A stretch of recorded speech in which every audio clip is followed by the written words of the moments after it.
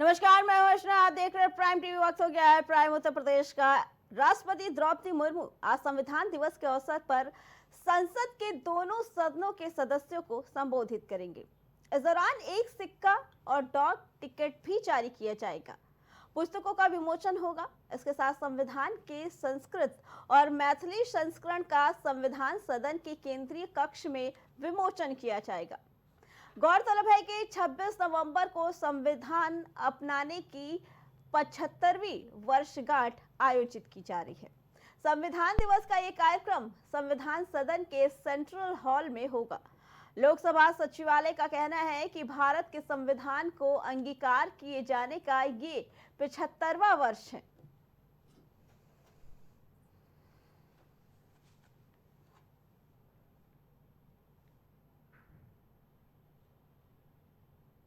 पश्चिमी उत्तर प्रदेश के मुस्लिम बाहुल्य शहर संभल में शाही जामा मस्जिद के सर्वे के दौरान हुई हिंसा को लेकर विरोध बढ़ते जा रहा है। इसे लेकर आरोप प्रत्यारोप भी जारी है। वहीं अब इस बीच सपा की ओर से ये ऐलान किया गया है कि 12 प्रतिनिधियों का एक मंडल आज संभल जाएगा और वहां हुई हिंसा की जानकारी जुटाएगा। दरअसल विधानसभा में नेता प्रतिपक्ष माता प्रसाद पांडे की अगुवाई में प्रतिनिधि मंडल आज संभल जाएगा। इससे पहले संभल में बवाल के बाद कई तरह की पाबंदियां लगाई गई, जिसमें बाहरी व्यक्ति की एंट्री पर बैन शामिल है।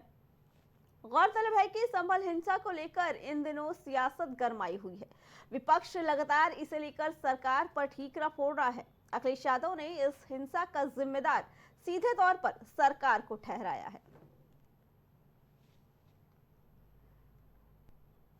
बीजेपी की बात मानोगे तो खाई में गिरोगे। बीजेपी वालों से पूछिए, क्या चुनाव कराया था आपने उत्तर प्रदेश में?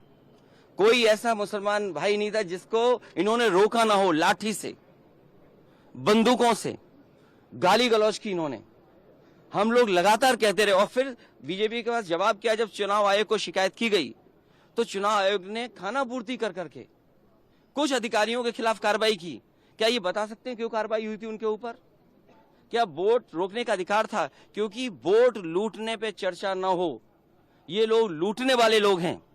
इनके लिए लोग कोई मायने नहीं रखते, लोग मायने नहीं रखते। इन्होंने तंत्र से समर्थन लिया और तंत्र से ही अन्याय कर रहे हैं। उनका सीधा साधा फार्मूला है, पहले वो अन्याय करते हैं। अगर आप अन्याय का विरोध करोगे तो आप उन्हीं के अधिकारी आपके खिलाफ तमाम मुकदमे दर्ज करा देंगे। क्या जियाउल इस्लाम वहां थे? हमारे विधायक वहां थे, सांसद थे क्या वहां? जियाउर रहमान। कोई बता दे, वो बेंगलोर में थे, वो अपने कार्यक्रमों में थे, संभल में नहीं थे। समाजवादी पार्टी उपचुनाव में कथित धांधली के सबूत जल्द ही चुनाव आयोग को सौंपेगी। इसके लिए प्रदेश स्तर पर वीडियो, फोटो और शिकायती शपथ पत्र जुटाए जा रहे हैं। वहीं इस काम में अनुभवी नेताओं की एक टीम लगाई गई है। सपा नेतृत्व ने उपचुनाव में सभी 9 सीटें जीतने का दावा किया था, लेकिन परिणाम उनकी अपेक्षा से एकदम विपरीत आए। मुस्लिम बाहुल्य कुंदर की सीट भी भाजपा ने उनसे इस बार छीन ली। सपा के हाथ सिर्फ 2 सीटें सीसामऊ और करहल ही आई। सपा नेता लगातार कह रहे हैं कि पार्टी समर्थक मतदाताओं को पुलिस ने बूथ तक आने से रोका। उनका आरोप है कि भाजपा सरकार ने उत्तर प्रदेश विधानसभा उपचुनाव में वोटों की लूट की है। पुलिस ने ईवीएम के बटन दबाकर फर्जी मतदान किए।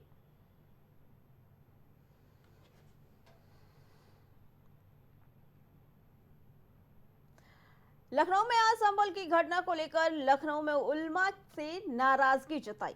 ऑल इंडिया मजलिस, बता दें कि all India Muslim personal law board के सदस्य मौलाना खालिद रशीद ने कहा कि जब एक बार सर्वे हो चुका था तो दोबारा उसकी आवश्यकता क्यों पड़ी।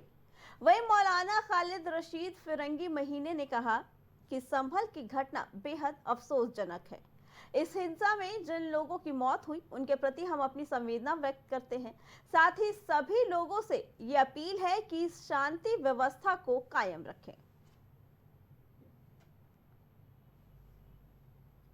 जो कुछ भी संभल में नाखुशगवार और काबिल मजम्मत वाक़यात पेश आए हैं, उनका जाहिर सी बात है सभी को रंज गम है। और ख़ासकर जो नौजवान इसमें मारे गए हैं, शहीद हुए हैं, उनके घर वालों के साथ हम सब अपनी हमदर्दी का इजहार करते हैं और सभी से ये अपील है कि हर हाल में अमन अमान को कायम रखा जाए और किसी भी सूरत में वायलेंस को ना किया जाए और क़ानून को अपने हाथ में ना लिया जाए। और इसी के साथ साथ इस बात की तरफ भी गौर करने की ज़रूरत है कि जो कुछ भी हुआ वो क्यों हुआ और इस तरीक़े के वाक़यात को किस तरीक़े से रोका जा सकता है, इस पर भी हम ये समझते हैं कि गौर व ख़ौज़ होना चाहिए कि आखिर ये बार बार मस्जिदों के सर्वे का सिलसिला कब तक जारी रहेगा और कहाँ पर आकर ये ख़त्म होगा।